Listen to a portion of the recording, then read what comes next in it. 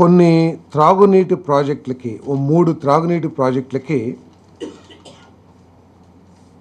చాలా కాలం ప్రాజెక్టులు డిలే అవటం మూలంగా గత ప్రభుత్వంలో తీసుకున్న నిర్ణయాలు కానివ్వండి, లేకపోతే అలసత్వం కానివ్వండి, లేకపోతే బాధ్యతారహితం కానివ్వండి, ఈ ప్రాజెక్టులు డిలే అయిపోయి ప్రాజెక్టులు ముందు సాగించలేని పరిస్థితి కనబడటం మూలంగా జియో 62 ద్వారా ఈ ఏదైతే ప్రైస్ అడ్జస్ట్మెంట్ ఉంటుందో ఈ ప్రాజెక్టులకి ఇచ్చే కార్యక్రమం చేయబోతున్నాం. ఇక ప్రత్యేకంగా ఈ ప్రాజెక్టులు ఏంటంటే శ్రీకాకుళం జిల్లాలో ఉద్దానం ప్రాంతానికి త్రాగునీటి వసతి, అదేవిధంగా వైఎస్ఆర్ జిల్లాలో పులివెందుల నియోజకవర్గానికి మరియు కర్నూలు జిల్లాలో డోన్ నియోజకవర్గానికి, అంటే ఒకటేమో మాజీ ముఖ్యమంత్రి గారిది, ఒకటేమో మాజీ ఫైనాన్స్ మినిస్టర్ గారిది కాన్స్టిట్యున్సీలో దాదాపు 10.5 లక్షల మందికి త్రాగునీటి సమస్య తీర్చడం కోసం ఈ ప్రాజెక్టులు ఉన్నాయి. నేను యూట్యూబ్ నుండి నెలకి 20 లక్షలు సంపాదిస్తున్నా. మీరు నా నుండి నేర్చుకోవాలనుకుంటున్నారా? అయితే ఇప్పుడే ఫ్రీడమ్ యాప్ని డౌన్లోడ్ చేసుకోండి. కాబట్టి గతంలో మనందరం కూడా చూసాం గత ప్రభుత్వం ఏ విధంగా పనిచేసింది, గత ప్రభుత్వ నాయకత్వం యొక్క ఆలోచన ధోరణి ఏమిటి అనేది ఈ రాష్ట్ర ప్రజలందరూ కూడా తెలుసు. అనేక ప్రాజెక్టుల్ని ఆంధ్రప్రదేశ్ తలరాత మార్చగలిగే అనేక ప్రాజెక్టుల్ని కేవలం రాజకీయ దురుద్దేశంతో, ఒక క్రూరమైన ఆలోచనతో, కేవలం చంద్రబాబు నాయుడు గారికి తెలుగుదేశం పార్టీకి ఎక్కడ పేరు వస్తుందో అనే ఉద్దేశంతో ఆ ప్రాజెక్టుల్ని నాశనం చేసిన పరిస్థితులు మనందరం కూడా చూసాం. హౌసింగ్ది కానివ్వండి, లేకపోతే చింతలపూడి లాంటి ప్రాజెక్ట్ కానివ్వండి, లేదు పోలవరం లాంటి ప్రాజెక్ట్ కానివ్వండి, అనేక ప్రాజెక్టుల్ని కేవలం చంద్రబాబు నాయుడు గారికి, టిడ్కో ప్రాజెక్ట్ కానివ్వండి, మళ్ళీ గౌరవ మంత్రి గారు చెప్తారు దాని గురించి, టిడ్కో ప్రాజెక్టులు కానివ్వండి, వీటన్నిటినీ కేవలం వేరే ఉద్దేశం ఏమీ లేదు, వేరే ఉద్దేశం సాంకేతికత కానీ లేదా ఇంకేది ఎక్కడ లేదు. పోనీ అన్నిటికీ మించి మనం కూర్చున్న అమరావతి కానివ్వండి, కేవలం చంద్రబాబు నాయుడు గారికి తెలుగుదేశం పార్టీకి పేరు వస్తుందనే లక్ష్యంతో, ఆలోచనతో, దురుద్దేశపూరితమైన ఆలోచనతో వీటన్నిటిని కూడా నాశనం చేసిన విషయాలు మనం చూసాం.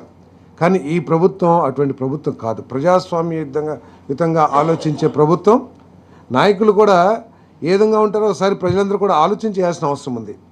గతంలో మీరు కూడా చూసి ఉంటారు, ఏ రాజకీయ శాసనసభ్యుల మీటింగ్ కానీ రాజకీయ మీటింగ్ కానీ జరిగితే గతంలో నా ఫోటో పెట్టుకుని గెలిచారు, నా ముఖం చూసి మీకు ఓటేశారు, నా మూలంగా గెలిచారు, మీరేంటి అనే ఆలోచన దూరంతో మాట్లాడే, అదేవిధంగా తల్లిని కూడా తీసేసే అధ్యక్షురాలుగా నేనే జీవితాంతం లైఫ్ టైం అధ్యక్షుడిగా ఉండాలని ఆలోచించే ఆ ఆలోచన ధోరణి నుంచి మీరు గెలవటానికి కారణం ఏమిటి అని ఒక నేషనల్ మీడియా అడిగితే,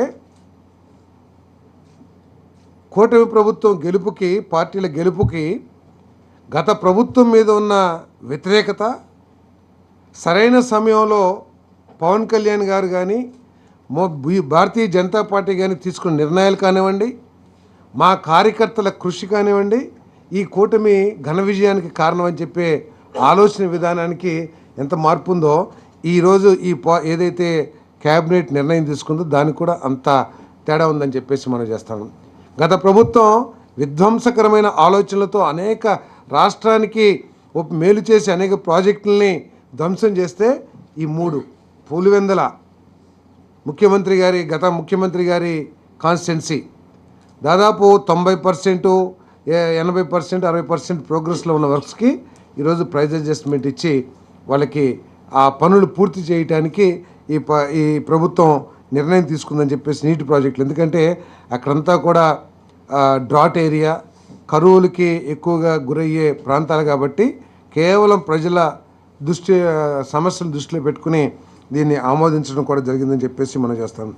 గృహ నిర్మాణం, PMAY urban, PMAY Grameen, PMAY JANMAN 1.0 ఈ పథకం ద్వారా ఈ రాష్ట్రానికి కేటాయించబడి నిర్మాణం పూర్తి కాని గృహాలన్నింటినీ కూడా కొనసాగించి పూర్తి చేయడానికి క్యాబినెట్ ఆమోదం పొందడం జరిగిందని చెప్పేసి మనం చేస్తాను.